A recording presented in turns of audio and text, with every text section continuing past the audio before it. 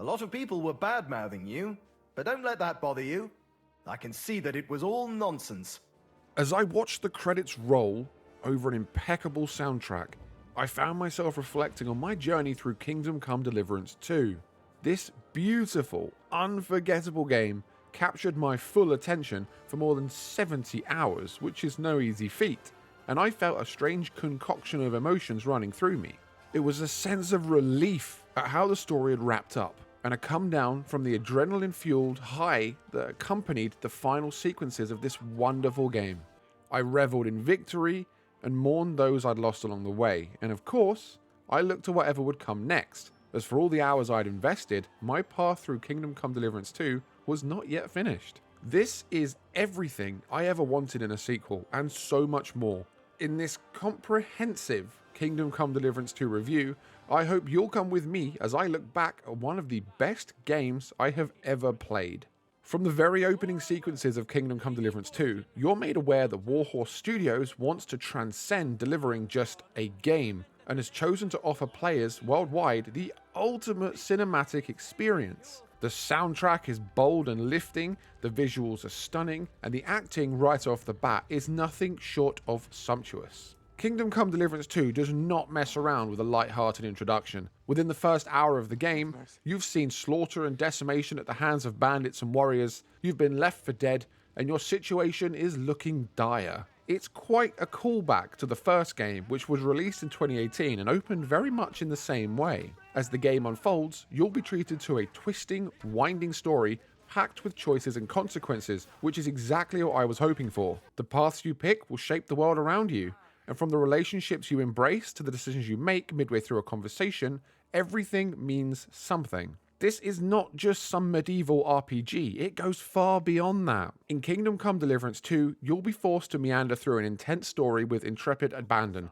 ready and willing to change the course of history and the lives of those close to you. How you dress, fight, act, kill, and succeed, or fail, will mold your story and your version of Henry of Skalitz, the game's bold protagonist. Now, it's not just about the gorgeous landscapes, the towering castles, or the ambitious mission sequences in Kingdom Come Deliverance 2. One of the things I love most about this game is the attention to even the smallest details. This is a world that lives and breathes around you, and at no point in my 70-hour campaign run did I feel like I wasn't immersed in something. One of the best ways I can explain this concept is to highlight how crime works in Kingdom Come Deliverance 2. Let's say you steal a set of keys from a character.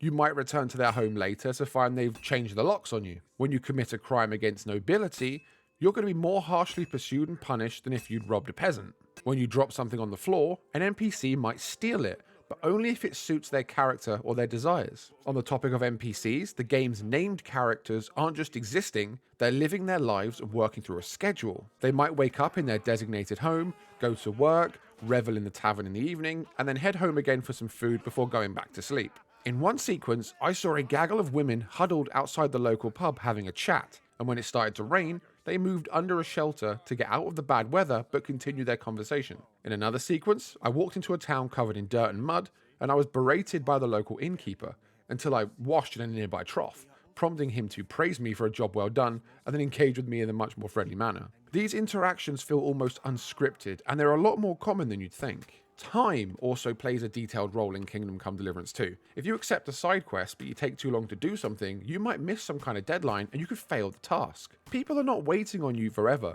Life does not last that long in 15th century Bohemia. Now, from the grandeur of the story and the depth of the smaller details to the scope and scale of the wider world, Kingdom Come Deliverance 2 is split between two large maps, Trotsky and Kutenberg. The first is more of a starter realm, whilst the second is a gargantuan, open-ended environment with more than a dozen towns and villages to explore. Both locations are rich, varied, and stunning, and you will never want for something to do whilst you're out digging through the forests and fields. As your story unravels, you'll go from small-scale skirmishes to immensely brutal fortress sieges, such as the natural progression of the incredible story of Kingdom Come Deliverance 2. It's not done quickly though. The events that lead from the opening hours to the grandest battles in the game are plentiful and really quite heavy. The meat on the bones is, in a word, staggering.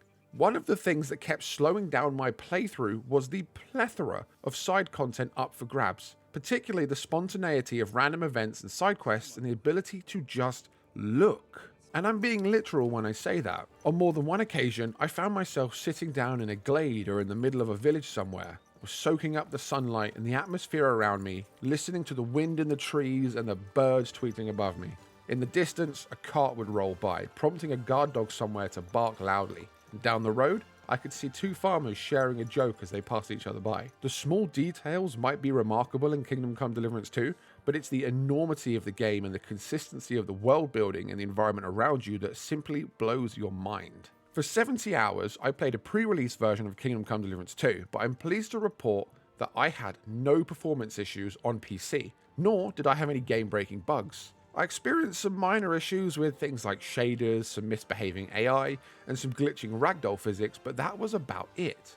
And my biggest concerns were eliminated by the game's day one patch, which I did receive ahead of launch. As I explored the game to piece together my full Kingdom Come Deliverance 2 review, I thought that, after a while, the title's forced stealth sequences would ruin my impression of the game altogether. There are plenty of them, and they can be a little bit cumbersome at times, but once you learn your roots and you understand the core mechanics of how to be stealthy, they're not terrible. I'll also stress quite openly that this game is challenging. The combat and some mechanics like lockpicking are notorious, and since the first game, they've evolved, but they remain quite tough in general. Even at a higher level, and with a stack of advantageous perks and killer equipment, I found myself getting my head stoved in during the many fights you're guaranteed to get involved in. But practice makes perfect, and you can always run away to fight another day, of course. Now, I'm going to address the Kingdom Come Deliverance 2 controversies here. Before launch, it slipped out that Henry of Skalitz, the game's protagonist, could engage in a homosexual sequence with another male character. This prompted people to launch into a tirade against the game, but I'm here to set the story straight.